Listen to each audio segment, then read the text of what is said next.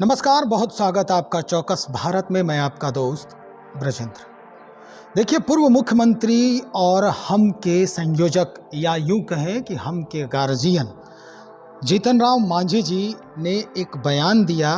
विधि व्यवस्था जो वर्तमान है बिहार में, विधि व्यवस्था देखी जा रही है, उस पर उन्होंने बयान दिया है।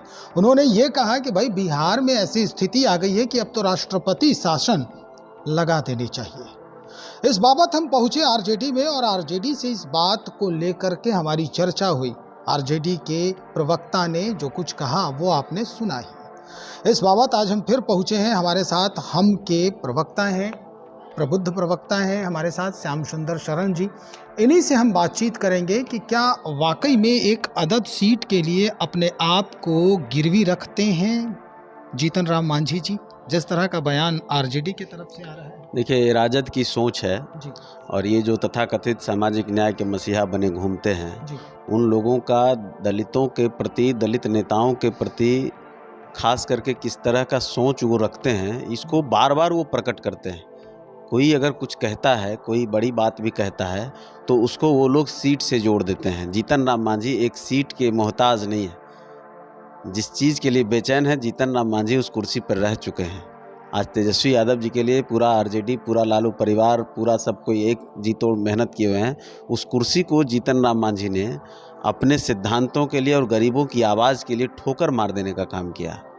और उस जीतन राम मांझी के बारे में वो बयान दे रहे हैं। जिस कुर्सी को पाने के लिए उन्होंने कितने सिद्धांतों से समझौते किए।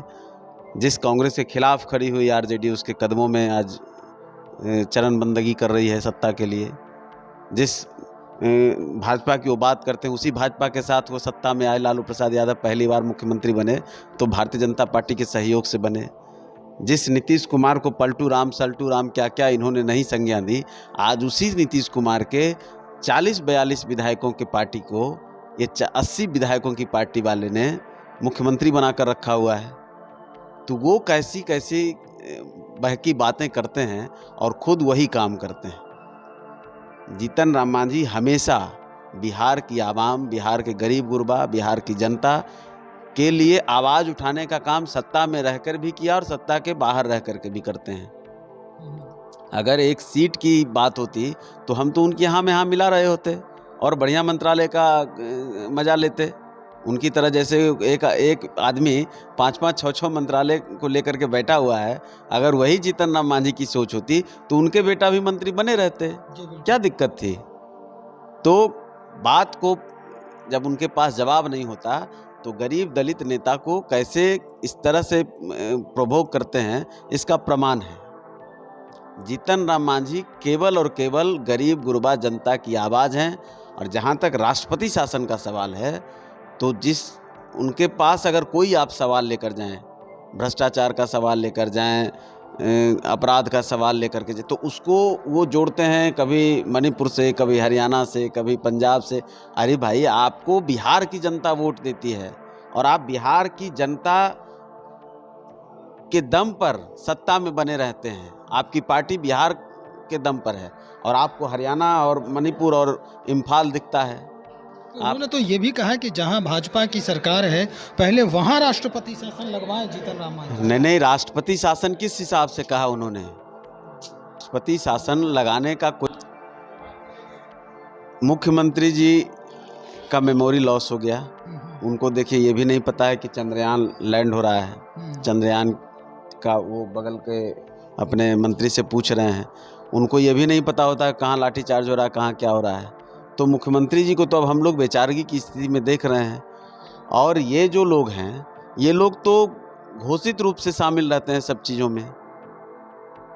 आरजेडी जब जब सत्ता में आती है तो क्या खेल करती है, ये किसी से छुपा हुआ है। कैसे कैसे लोग इनके साथ हैं, किस तरह के लोगों को ये लोग टिकट देकर के विधायक और मंत्री बनाते हैं, कितने सजा याफ्ता। इनके तो राष्ट्रीय अध्यक्ष से सजा याफ्ता हैं, तो उनसे क्या उम्मीद रहेगी? जितनी हत्या बिहार के केवल राजधानी में हुई है, उतना देश के किसी अन्य हिस्सों में दंगों तक में नहीं हुआ है। जिस मणिपुर का ये उदाहरण देते हैं, हरियाणा का भी उदाहरण देते हैं, तो कितनी हत्याएं हुई हैं पिछले 1 साल में हरियाणा में और मणिपुर में। उससे ज़्यादा हत्या 1 महीने के अंदर बिहार में हुई है। कोई ऐसा दिन नहीं कि राजधानी में हत्या नहीं हो रही है। टारगेटेड किलिंग कश्मीर की तरह हो रहा है। नेताओं को, कार्यकर्ताओं को, पॉलिटिकल वर्कर को, पत्रकारों को, प्रशासन के लोगों को किसकी हत्या नहीं हो रही है? और ये बात करते इनको तो शर्म आता नहीं है। ये लोग तो इसी का मैंने भोजन ही है इनका, लोगों का खून पानी।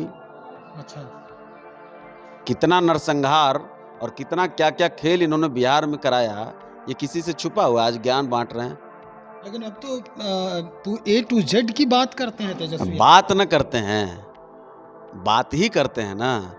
इनको तो मैंने कई बार पूछा, जवाब है तो दें कि 27 साल राष्ट्रीय जनता दल को हो गया, किसी अनुसूचित जाति जनजाति के व्यक्ति को इन्होंने राज्यसभा का सदस्य बनाया है? आज इनके मंत्रिमंडल का क्या हिस्सा है? A to Z की बात करते हैं। इनके मंत्रिमंडल में एक जात की बात न करिए। 50% से ज़्यादा एक जाति के मंत्री हैं और 50% में पूरा बिहार की अन्य जातियां हैं। A to Z की बात करते हैं, बताएंगे ना कि कैसे A to Z है। एक व्यक्ति 6 विभाग, एक जाति 13 विभाग और बाकी पूरा बिहार 5 विभाग 6 विभाग में चल रहा है। अब तो गणना भी हो रहा है भाई। गणना कागज पर हो रहा है, आप ही सब कुछ हैं। कैसी गणना हो रही है कि जनता के बीच कोई जा ही नहीं रहा और कागज पे गणना हो जा रहा है। ये तो खेल हो रहा है ना, ये सत्ता का खेल हो रहा है।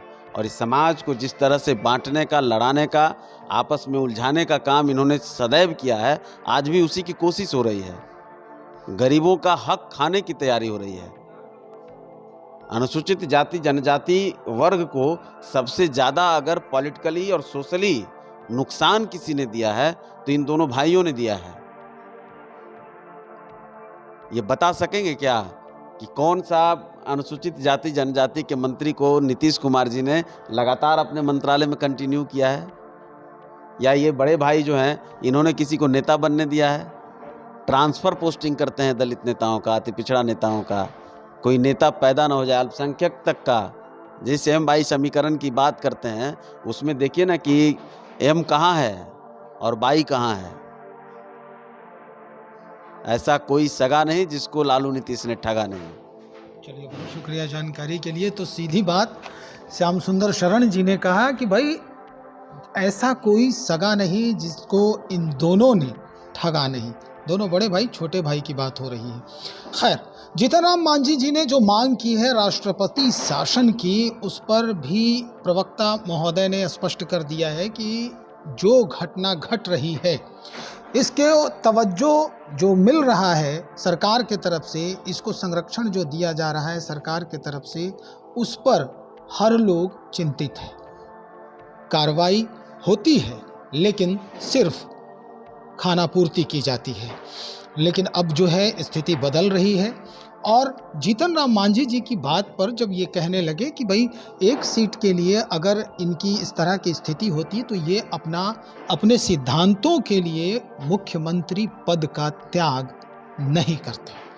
चलिए, अब हम कुछ और बातें करेंगे कुछ और लोगों से, पार्टी से, और ख़ास कर RJD से ही पूछने को जाएंगे और वहाँ बात करेंगे कि भाई इस तरह की बात अब हम के तरफ से भी आ रही है, जवाब क्या है आपका।